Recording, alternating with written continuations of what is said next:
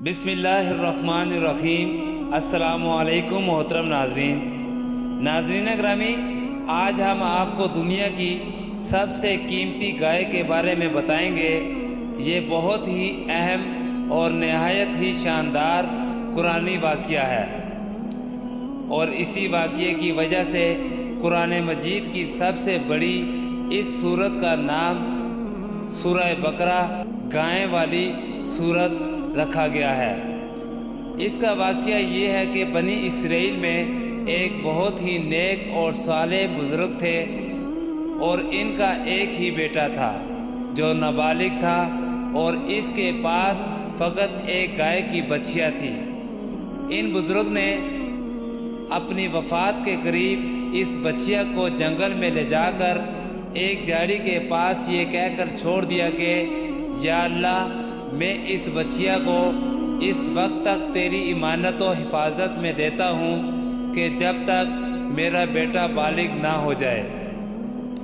اس کے بعد ان بزرگ کی وفات ہو گئی، اور بچھیا چند دنوں میں بڑی ہو کر درمیانی عمر کی ہو گئی، اور بچہ جوان ہو کر اپنی ماں کا بہت ہی فرمانبردار اور انتہائی نیکوکار ہوا۔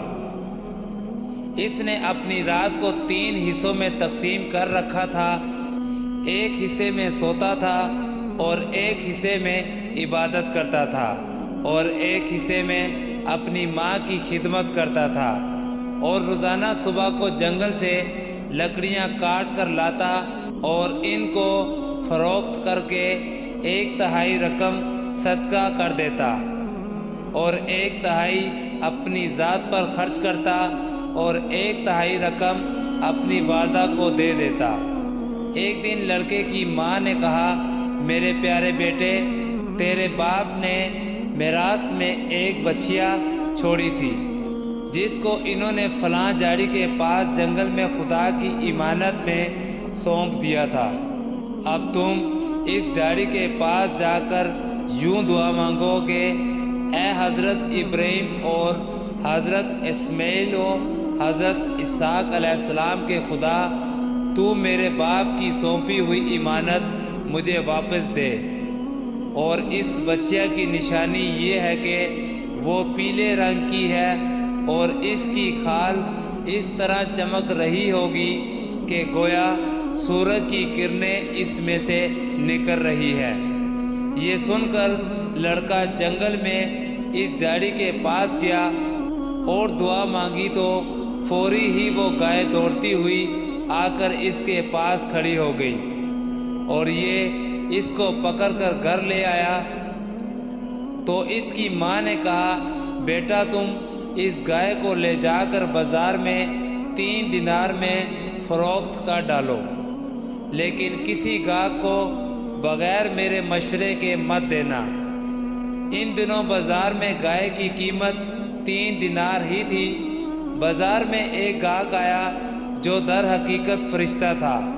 اس نے کہا، میں گائے کی قیمت 3 دینار سے زیادہ دوں گا، مگر تم ماں سے مشورہ کیے بغیر گائے میرے ہاتھ فروخت کر ڈالو۔ لڑکے نے کہا، تم خواہ کتنی بھی زیادہ قیمت دو، مگر میں اپنی ماں سے مشورہ کیے بغیر ہرگز اس گائے کو نہیں بیچوں گا۔ لڑکے نے سارا ماجرا بیان کیا تو ماں نے کہا، یہ گاہک شاید کوئی فرشتہ ہو، تو اے بیٹا، تم اس سے مشورہ کرو کہ ہم اس گائے کو ابھی فروخت کریں یا نہ کریں۔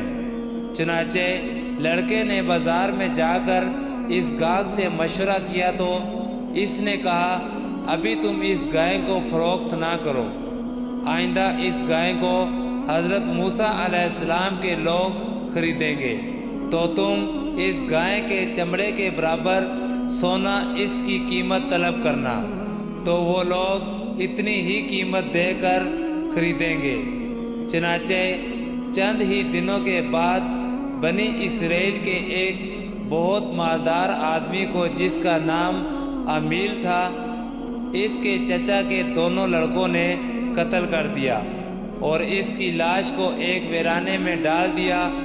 صبح کو قاتل کی تلاش شروع ہوئی، مگر جب کوئی سراغ نہ ملا تو کچھ لوگ حضرت موسیٰ علیہ السلام کی خدمت میں حاضر ہوئے اور قاتل کا پتہ پوچھا تو آپ نے فرمایا تم لوگ ایک گائے ذبح کرو اور اس کی زبان یا دم کی ہڈی سے لاش کو مارو تو وہ زندہ ہو کر خود ہی اپنے قاتل کا نام بتا دے گا۔ یہ سن کر بنی اسرائیل نے گائے کے رنگ، اس کی عمروں وغیرہ کے بارے میں بحث و قریت شروع کر دی، اور بالآخر جب وہ اچھی طرح سمجھ گئے کہ فلاں قسم کی گائیں چاہیے تو ایسی گائیں کی تلاش شروع کر دی، یہاں تک کہ جب یہ لوگ اس لڑکے کی گائیں کے پاس پہنچے تو ہو بہو یہ ایسی ہی گائیں تھی جس کی ان کو ضرورت تھی۔ ان لوگوں نے اس کو اس کے چمڑے میں بڑھ کر سونا اس کی قیمت دے کر خریدا اور ذبح کر کے اس کی زبان یا دم کی ہڈی سے مقتول کی لاش کو مارا تو وہ زندہ ہو کر بول اٹھا کہ میرے قاتل میرے چچا کے دونوں لڑکے ہیں جنہوں نے میرے مال کے لالچ میں مجھ کو قتل کر دیا ہے۔ یہ بتا کر وہ پھر مر گیا۔ چنانچہ ان دونوں قاتلوں کو قصاص میں قتل کر دیا گیا، اور مرد صالح کا لڑکا جو اپنی ماں کا فرما بردار تھا کثیر دولت سے مالا مال ہو گیا۔ اس واقعے سے بہت سے حیرت انگیز اور نصیحت خیز باتیں اور احکام معلوم ہوئے۔ ان میں سے چند یہ ہیں: نمبر 1، خدا کے نیک بندوں کے چھوڑے ہوئے مال میں بڑی خیر و برکت ہوتی ہے۔ ناظرین گرامی، دیکھیں کہ اس مرد صالح نے صرف ایک بچیا چھوڑ کر وفات پائی تھی، مگر اللہ تعالیٰ نے اس میں اتنی برکت عطا فرمائی کہ ان کے وارثوں کو ایک بچیا کے ذریعے میں بے شمار دولت مل گئی۔ نمبر 2، اس مرد صالح نے اولاد پر شفقت کرتے ہوئے بچیا کو اللہ کی امانت میں سونپا تھا، تو اس سے معلوم ہوا کہ اولاد پر شفقت رکھنا اور اولاد کے لیے کچھ مال چھوڑ کر جانا یہ اللہ والوں کا طریقہ ہے۔ نمبر 3، ماں باپ کی فرما برداری اور خدمت گزاری کرنے والوں کو خداوند کریم غیب سے بے شمار رزق کا سامان عطا فرما دیتا ہے۔ ناظرین گرامی، دیکھیں کہ اس یتیم لڑکے کو ماں کی خدمت اور فرما برداری کی بدولت اللہ تعالیٰ نے کس قدر صاحب مال اور خوشحال بنا دیا۔ نمبر 4، جو اپنا مال اللہ تعالیٰ کی امانت میں سونپ دے تو اللہ تعالیٰ اس کی حفاظت فرماتا ہے اور اس میں بے حساب خیر و برکت عطا فرما دیتا ہے۔ نمبر 5، جو اپنے اہل و عیال کو اللہ تعالیٰ کے سپرد فرما دے، اللہ تعالیٰ اس کے اہل و عیال کی ایسی پرورش فرماتا ہے کہ جس کو کوئی سوچ بھی نہیں سکتا۔